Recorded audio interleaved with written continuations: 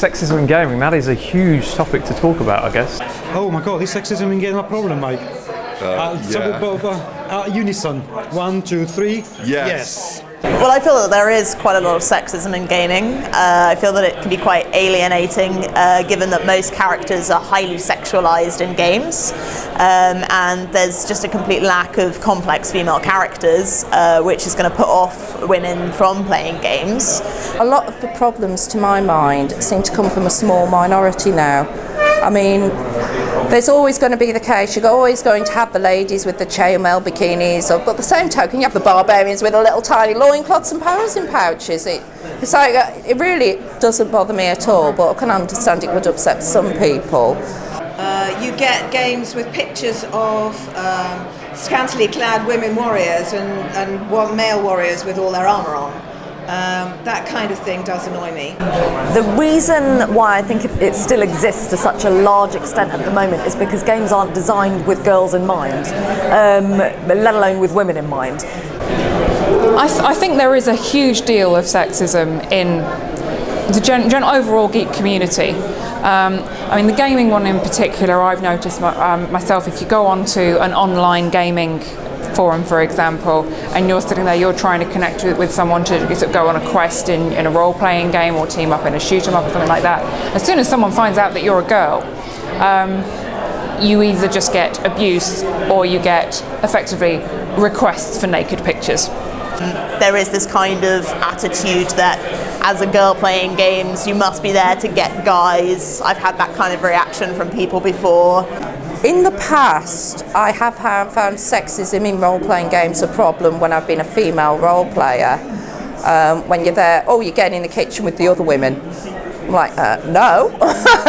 And that's the last time we went to those games. But some gaming companies actually specifically state when they've been challenged, oh well, why did you do this? You're clearly not appealing to women by marketing your game with scantily clad women and big tough men.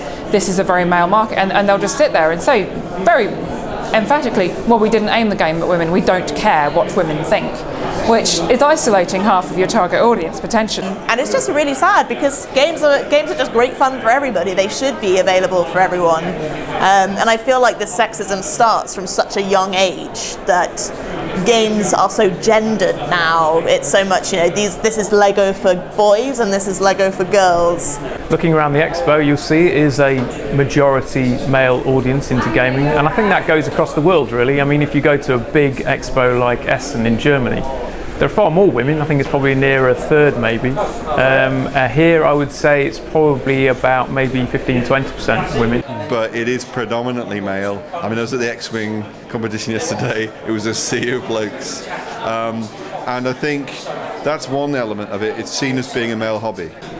To a certain degree, it's a difficult question for me because I'm a middle-class white guy, so what the hell do I know, frankly? It's hard as a male to talk about it to a certain extent. I haven't experienced any. It is, like I said, not something I've experienced spectacularly, but it is something, for example, my wife has experienced. She's an avid role-playing games fan. She loves to really throw herself into her characters, but because she is a girl, many DMs will sort of frown on her, and it's just like, to those guys I say, F you, because relate to the player, not what they are. Relate to the fact that they're like, a level 27 human paladin or whatever, as opposed to the fact that they're a girl with boobs. now it seems mostly improved, and our own gaming group, there have been times where the women have outnumbered the men, and my husband, the GM, has found that the dynamic of the gaming is slightly different when you've got more females involved, but the sexism really doesn't come into it for me anymore. It is an issue, but I think it's one that people are increasingly aware of, and I'm glad to hear about it. In my experience, gamers tend towards the chivalrous as opposed to the sexist, but there's always a kind of, for people who are in a privileged position, they're not always able to see that they are in a privileged position.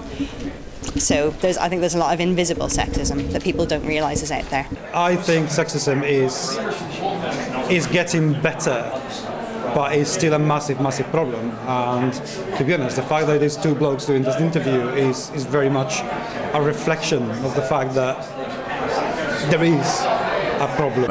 Obviously, discrimination of any shape, size or form is wrong, and that we need to confront it whenever we come across it. But it's great to see more women coming into gaming, and I think that is because the games are becoming broader. I think it's changing slowly, but if you think about how many game designers you can name who are women, I'd be hard pressed to find anyone who can name even one. I think it's getting better. I think I'm seeing less of the sort of cheesecake artwork on product covers.